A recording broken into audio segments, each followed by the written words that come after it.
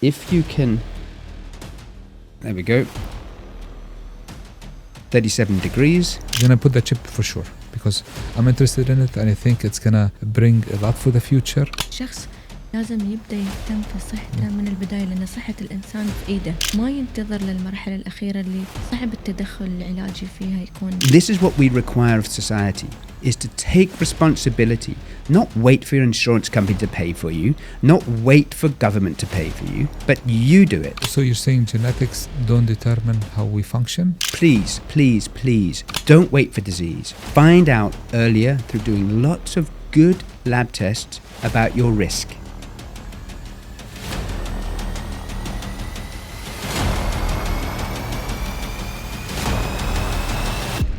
مرحبا دكتور، رجعنا مرة ثانية لساينس أهيد، هذا البودكاست العلمي اللي إن شاء الله من خلاله قررنا أن نلقي الضوء على مواضيع علمية مختلفة ونستضيف معنا ضيوف من مختلف المجالات في المجال الطبي نعرف فيها شو مستقبل الطب والعلم. اليوم عندنا ضيف مميز من الدنمارك. طبعا قبل ما نتكلم معاه الدكتور وسام بيعرفنا على هذا الضيف المميز. صحيح، ضيف مميز كثير اسمه كريس. أنا بعيط له كريس نوردك، اسمه كريس مور. So welcome Chris. I'm just going to introduce you a little bit. Chris is مدير التنفيذي لنوردك جروب. He's the CEO, which was founded يعني بلشت بال 1997. كريس بلش طبعا قبل. Chris, when did you start going into functional medicine or the buzzword longevity? When did you get introduced to it? Well, thank you for having me, number one. And number two, the most exciting thing about my work is being able to talk about where we've come from, but more importantly, where we're going to. Everything is exciting about your work. Thank you very much. But healthcare is changing very rapidly. Yeah. And the problem about some of it is what do you include and what don't you include? But for me, it all changed in 1994 when I met a doctor in Copenhagen who told me that healthcare was changing and that it would all become personalized. Now, it's very easy to talk about these things in the 2020s, but imagine in 1994, somebody telling you that the whole industry that you're working in is going to change and it's all going to be in a different format. That was my luck. I'm a bit of a maverick. Yeah. I don't necessarily follow the status quo. I'm asking questions. And this man asked the biggest question of anybody. Is the healthcare system that we're currently working with delivering the solutions? Yeah. And the answer is undoubtedly no. It was failing already in the 90s, probably already in the 80s, and possibly in the 70s. But certainly by 1994, we knew things needed to be changed. So this man told me that we're going to start using new lab tests, looking at our underlying biology, trying to understand what makes you work. It doesn't matter if you're part of a research study where 99% of people do better on intervention X if you do worse and you're the 1%. And that was the moment for me that I went, oh my goodness, of course this is right. It's all personalization. That's where we're heading towards. Definitely. I mean, I remember when I started that many patients came in and I had this questions, and questions are very important. Most of the people, what they do is protocols, and they don't go out from the protocols as they don't want to be, as they say, they don't want to do any harm, which is right. But having critical thinking and thinking outside the box and thinking, I've been doing this therapy, which is correct, but it's not giving results, over and over and over again. There must be an underlying cause, which we don't see. And I think last time we spoke about regenerative medicine and we spoke how important it is, Dr. Shaikha. Remember how much precision med is important and how much we're curing disease. And we talked about your brother and how he was cured with the regenerative medicine. So I think going and having a critical thinking and finding let's say, it's been a few people that have been doing it for a long time, if you agree with me, Chris. And I think it's time that everybody gets the knowledge for that. I think the fundamental is that we have to acknowledge that where we went in the 20th century, apart from acute care, which we're phenomenal at, Imagine this. You have a heart attack on the street and you're whisked into hospital, you have a stent put in, and you survive. That is the most amazing 20th century medicine. Yeah. But in chronic disease, we're really not much better. In fact, possibly much worse. And you have to ask the question, why? So part of that, as my evolution in my own career happened, was the querying, why has medicine failed when our objective is the same, to cure disease? Yeah. Right? That's the objective of all research, of all medical authorities. Why are we sitting here in the 2020s with an ever-increasing number of chronic diseases? It might be because we're looking backwards. We're perhaps not inventive enough of what the future is. So how does that look? And maybe okay, but not in the 2020s. So my opinion is that we have three levels that we have to address. Firstly, it's the, as you allude to, the inquisitiveness of the doctor. The doctor needs to think differently around the way they approach their patients. Yeah. There may be that two patients walk in with migraine, but they have both different etiologies, different backgrounds to why that migraine occurred. So the same treatment does not work on both. Now, I am sure your colleagues would say, yeah, but I always ask the question.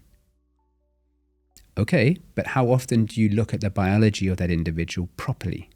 Not just standard tests, but tests that go into the uniqueness of the individual. So if we look again in the 2020s, we're asking the question, first of all, genetics. How are you genetically structured?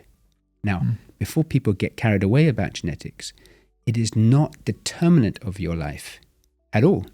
It's your structure. It's like So you're saying genetics don't determine how we function? No, it is part of the construct of how we function. Okay.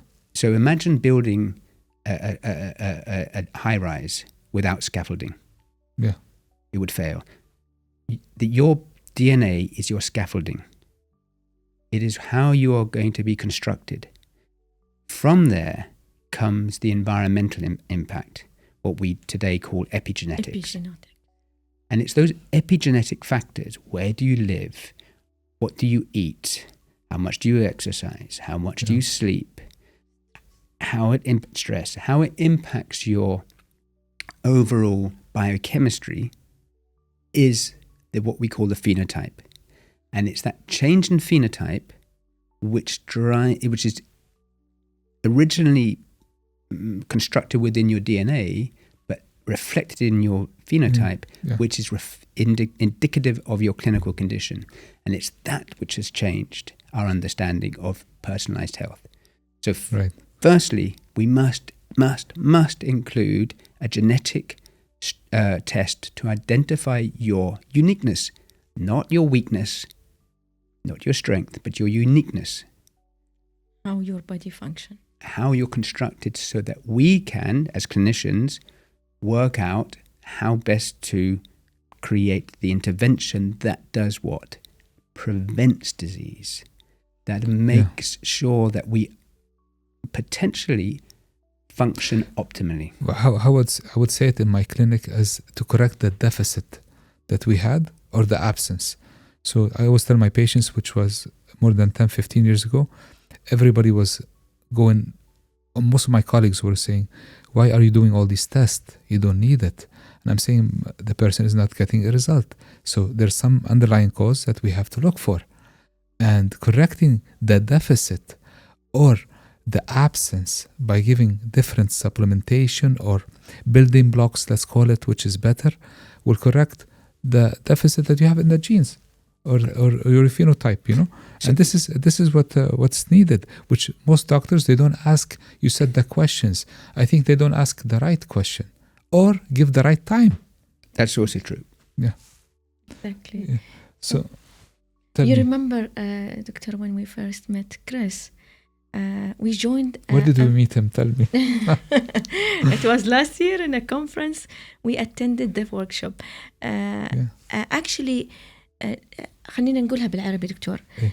المرة الأولى اللي التقينا فيها مع كريس كانت فعلا أوقات إحنا كنا رايحين نحضر مؤتمر للطب التجديدي regenerative medicine، لكن طريقة الطرح اللي طرحها دكتور كريس عن نظرته للطب في المستقبل وكيف تتداخل أمور الجينوم مع الفانكشنال ميديسن مع الريجنراتيف ميديسن في مجال مستقبل الصحة وصحة الإنسان بشكل عام، هي كانت الchanging point بالنسبة لموضوع الويلنس from a different perspective أو different angles that includes the genome, the functional and the wellness.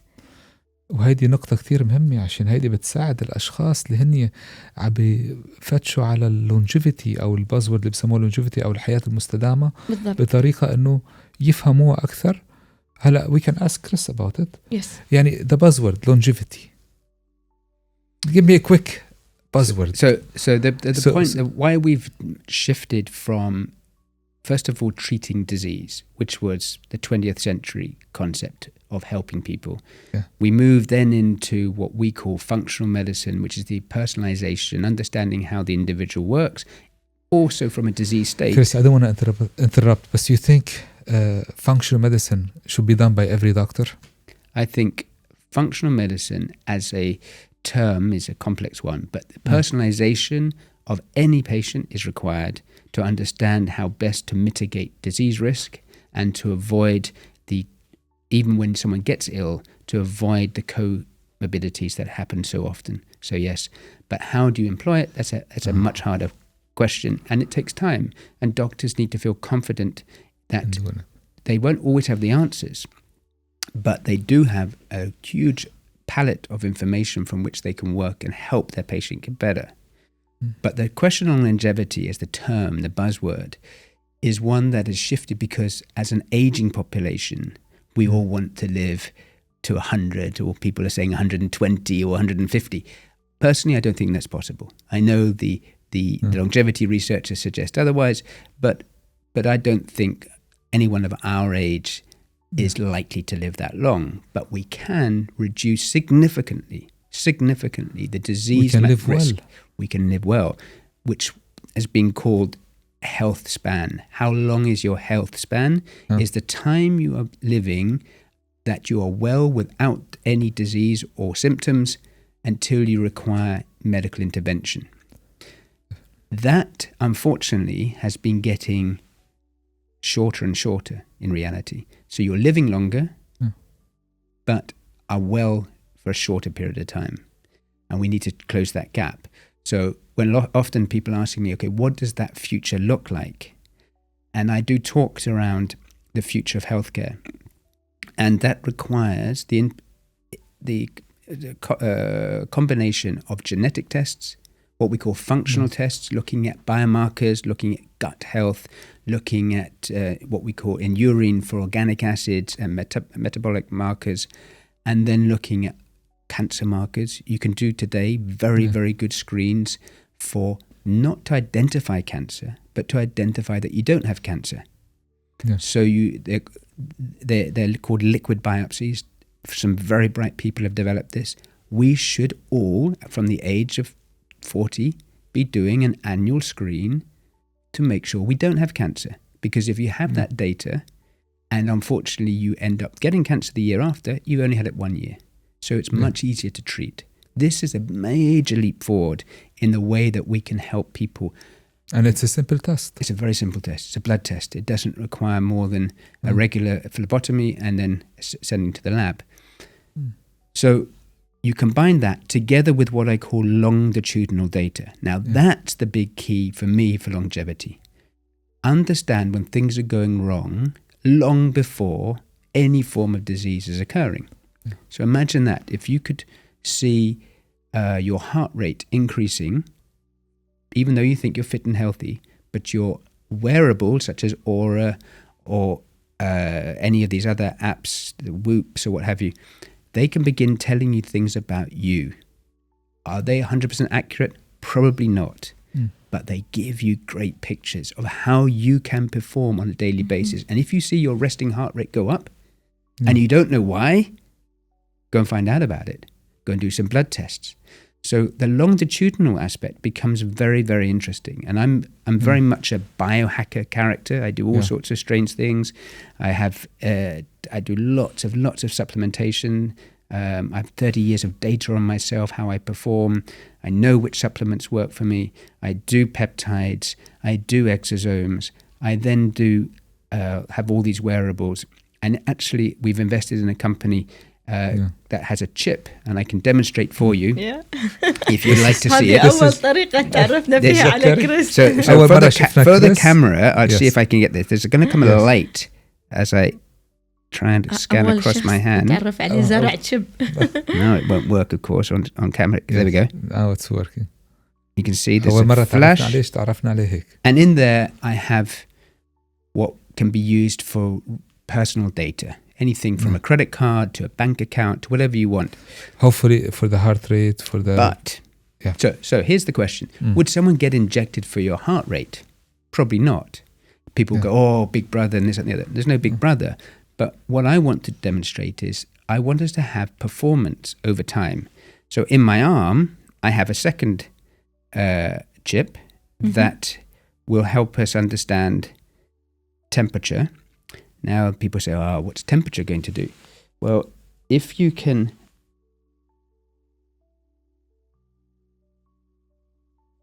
There we go. 37 degrees is my current temperature. People say, okay, what's the value? So you have two chips. I have two chips. Yeah. Because I'm a bit of a geek and I'm trying to work this all out. نحن next. So the idea is that we build in there data sets like heart rate, like movement, like heart rate variability, temperature. Some simple biological data sets that help us understand how we perform daily.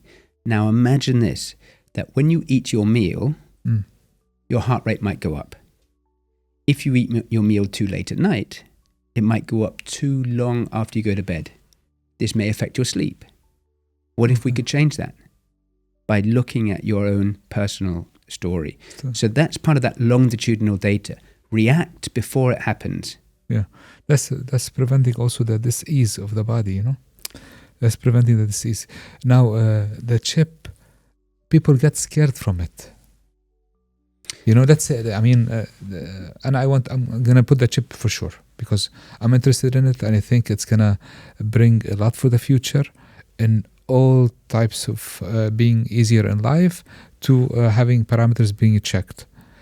Now, does this chip can be controlled from the is it remotely controlled? Can somebody go and take all your information, your data, whatever you're doing? Or is it something that is more secure very for secure. yourself? It's very secure. It ultimately requires, you saw how close it had to be to the skin just to pick up the reading. So that means no one can read from a distance. I'm not going to go into the debate around how safe is your data from a mobile phone or other things like that. But this is very already, much... if they want to know anything, it's in the mobile. Right. This is very personal. It sits here. You can control what you want to give to the outer world and you can control what you want to keep. My job, though, is to demonstrate the power of building longitudinal data sets. Now imagine that this technology is used in Central Africa, where they have... In Nigeria, for example, I think has an average life length of 59 years. Yeah. They don't have much cancer. They don't have much cardiovascular disease relative. But when they get it, they die. Because it's caught too late. Now imagine these outlying clinics that could have a chip that would send into the local medical facility. Then they would be able to get early warning for a cardiac moment or whatever else. The golden hour, you know. Yes. So this is very important, I think, even for all types of people that, you know, stroke when they're sleeping, which is they're not known. It can be related to a monitor where they can be averted before. 1 hour before we can save them. Yes. Because so this is this idea of longitudinal. Yeah. Longitudinal is key.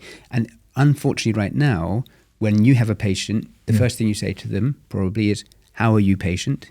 And the patient, oh, doctor, I feel terrible. Yeah. Oh, you feel terrible? What's happened? Well, I was fine last week, but this week I'm terrible. But reality was that they were probably already on the downward scale for a just long felt it. time. But But we didn't have the data. And the future of medicine is data. It's combining the genetics, it's combining the phenotype lab tests, constantly doing lab tests. Diagnostics. Yeah. Not saying, am I ill, but can I perform better? Why would I want? We all know that disease is the biggest threat to our lives, right? Yeah. Unless we're unlucky with a car accident. But Yeah. disease is the number one thing. Why would I want to wait till I have disease to say, please cure me? Yeah. Why would I don't understand that. I don't understand that Prevention mentality. is the key. حماية. بالضبط. وقاية. If you so you asked me earlier on, how do we shift this? The first shift is doctors and the way that we approach patients. The second So, one, Chris, you agree with me? Most doctors, if not all, should be introduced to functional medicine. if we want a term of personalized approaches, yes. Because when we're talking about functional medicine, just to make sure clear to the audience also, we're talking about everything. Heart problems, renal problems, liver problems, gut health, It's because it will impact on all this. So the functional medicine term came out of the early 90s with 3 or 4 very bright people in the States who had seen over the previous 20 years that 20th century medicine wasn't working and that we need a different approach. So it was the biology of your health, effectively, this functional medicine. It's looking at those underlying markers of health and saying, can we address them differently than just giving the pill? And going to the 20th century, we were all pursuing the pill to cure all ill. Which it doesn't exist. It's not there. It just doesn't exist. الكل يدور عليها. Okay? So what does exist is our human individuality. Exactly. It's our exposures in life. It's how we were born. It's when we had our first illness. It's our first trauma. It's our first educational exposures. It's our first travel. It's our first infections. All these things shape how we're going to function. But if we already work into a strategy of health and say, I don't want to be ill in my life, no one does, and can I mitigate it? Yes, I think is the answer. And yes, all doctors would do well by going back to perhaps the old school thinking of the 1930s, 40s, 50s of family medicine, which would understand their patients from the moment they're born all through their lives. Then I think you have an inkling of what functional medicine is. But it cannot be done. It cannot be done without having objective lab testing and genomics. Diagnostics. Diagnostics are central to the well-being of society. And to keep running from it, saying, oh, I'm fine, I don't need a test. Yeah, you don't need a test today. You might be right. But in 6 months' time, you will have wished you did that test because we may have found something very early on. That would have helped you. And we could have treated it before it happened. So functional medicine requires the doctor participation. It requires new lab tests and new lab thinking. But number one thing, it requires patient participation. It requires patients changing their lifestyles. Patient education. UAE has a sedentary lifestyle. People don't move. I'm really only one of the few people in this country that I've seen that actually walks. Yeah, now they changed because they have a plan for, I think, the next 5 years of building the big parks. Great. And it's going to be a walking city and a bicycling city and electric city. So I come they from... put it in Go. Great. So they're starting on it. And with the vision of the UAE for the longevity and well-being for the population, I think there are many parameters. But this is governmental level, and that's great, and that's important. But we need the people to do it. We need them to do it. You're talking about personal level, standardized level, that we need the people to go on and start getting more education on the functional medicine, understanding what it is. That makes them function. What makes me function? So we did, to give an example. I think just let's give them a few hints where they can start right now. Right. So we did a clinical trial at the University of Las Vegas last year called Grow Baby. We took 100 women, pregnant women, and in a country that has 10% preterm birth rate. Our mission was to take it to 1%. or lower. By looking at the genomics or the genetics of these ladies around birth outcomes, we achieve that.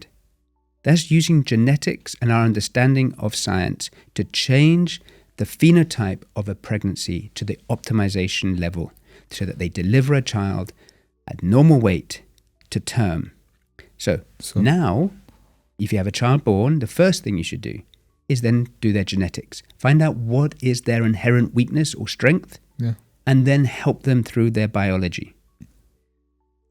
So again, what I want to emphasize to anybody listening is that healthcare is not in your doctor's hands. It is in your hands. It is your responsibility, not just to yourself and to your family, but to society. Why, if I'm always asked about, very often people say, is this covered by insurance? Is this medicine covered by insurance? Now, I don't want to go into the debate about insurance. It's a complicated one. But I will ask you this. If you're driving down the motorway and you see a great big hole in the road, do you call the insurance company and say, I'm about to drive into this hole, will you cover me? If I fall down. Or do you say, I better drive around the hole so I never fall into it? I never need the insurance. Yes. And I think this is what we require of society, is to take responsibility, not wait for your insurance company to pay for you, not wait for government to pay for you, but you do it. I think you have to look at the bigger picture, and that's what's happening. They're not looking at the overall. You know, when you're having, when you go into disease, in late stages, it's difficult to revert back. Correct. And that's what we're trying to do. I mean, in functional, in functional, what you're trying to do to understand your body. And I repeat again, when I started, it goes for the deficit, أو تخفيض يعني. It goes in the deficit or the missing part in your body where you have to fix. Yeah. So you again, you're not looking at this. You're not fixing the deficit.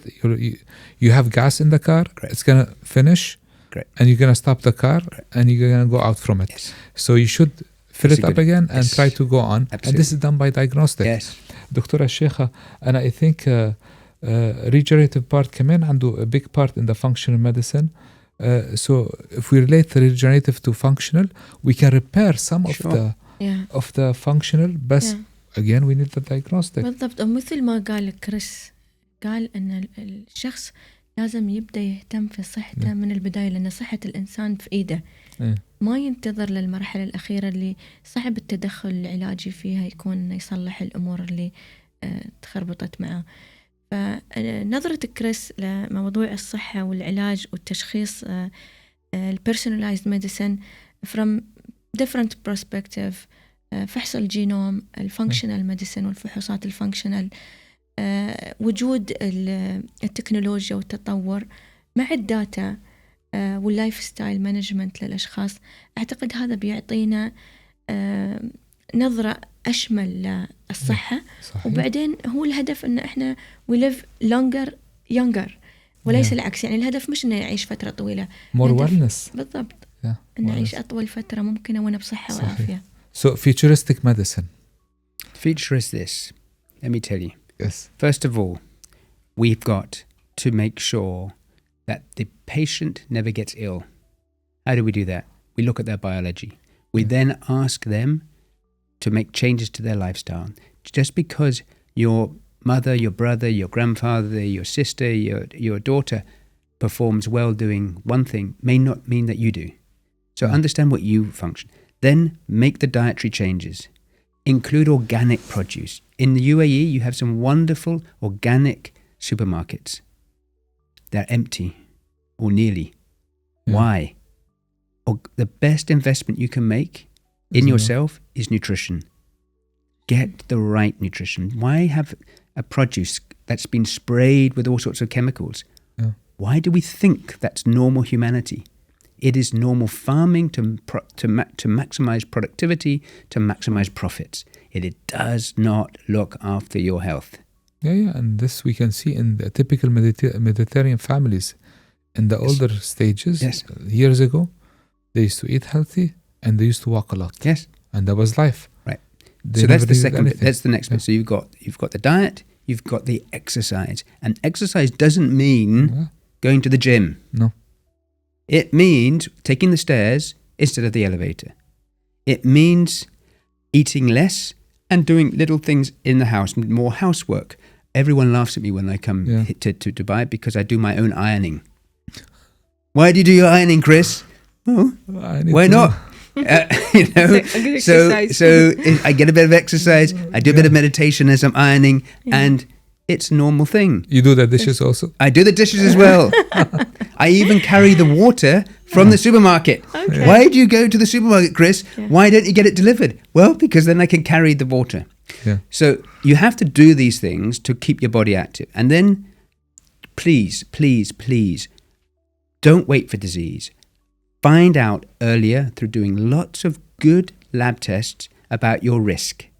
And your risk is always there, but it can always be mitigated. So for 30 years, I've got 30 years of data. I know when I'm not performing as well, and I know what I can do to make things better. Does it mean I will never get disease? No. But it does mean that I'm preparing my body in case I get diseased, and in such a case, I will then be able to have all my efforts to defeat that disease. And then continually screen, get wearables, get your Oura Ring or equivalent, get your Whoop, get your disruptive chip, embrace the future, because the future, we have huge amounts of knowledge how to defeat disease, but it starts when you're well, not when you're ill. And future is now. The future is most definitely now. So definitely we have to take a look into the insights that we said we talked about today, and definitely we have to start. So if we don't start, we're going to stay in the same. So we listen to this podcast, we go on, and then just life again. Absolutely. So if I'm listening to this podcast as a complete outsider, I'm going to say, right, first thing I'm going to do is go down to the organic supermarket. Let me find some organic food. Let me get my family eating organically. Yes, we're going to pay more, fact, but you're going to get better produce. We're going to pay farmers better for doing what they do best. Then I'm going to say, can I do some lab tests? Yes, start with your genetics. Then we're going to say, does anyone travel? UAE, everybody travels. So you must do microbiome tests. You must look at your large intestine. You must look for bacteria before they cause disease. Then I'm going to say, can I help my mitochondria? Can I help the gut, the function of my body? For looking at urine, we can tell a lot of things about how your small intestine is working. That's your engine room. So keep it functioning well. Right. Then you look at your hormones. Which hormones are working best? Which need to be worked at differently? Not the old school of measuring hormones, but the new one. So we use urine hormones that can help us understand not just the hormone levels, but how we metabolize them out of the body. The specific pathways that we need to adjust, which is very important. And then I would do, for anyone over the age of 40, annual cancer screens, not for cancer detection, but for telling people that they are well.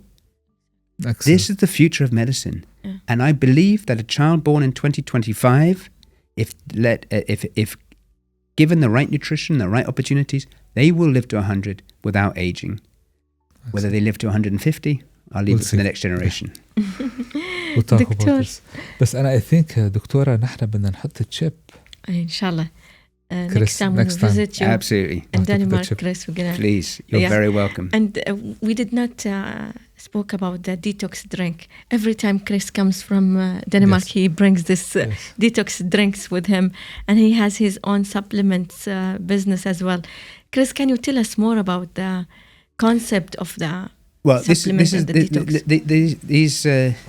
These supplements we have here are just examples. The ginger. This is a company I invested in Denmark. They're two young guys who wanted to change healthcare, and they wanted to do it by giving people good food. It's organic. It's brewed on chamomile tea with no sugar and has huge shelf life and tastes great. And it's a great antioxidant and a great anti-inflammatory. Then we have a bone broth made from biodynamic, organic, halal registered production.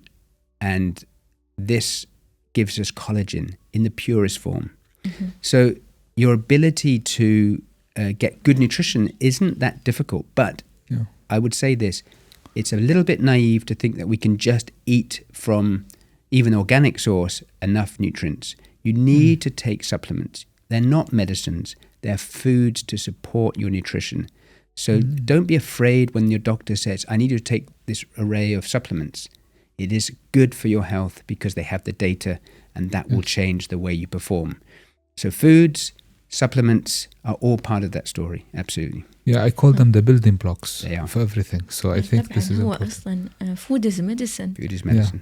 Thank you, Chris, for coming on Science Ahead. It's been a pleasure having you. You gave a lot of insightful thoughts, indication. But next time we're going to discuss DNA and genetic testing. Okay? Let's do that. So let's Thank do you that. very much. Thank you, دكتورة شيخة. شكرا دكتور. شكراً وإن لك. شاء الله نكمل النقاش في ساينس أهيد في الحلقة القادمة more on personalized medicine and genome with you, Chris. Thank you Thank very you. much. Thank you.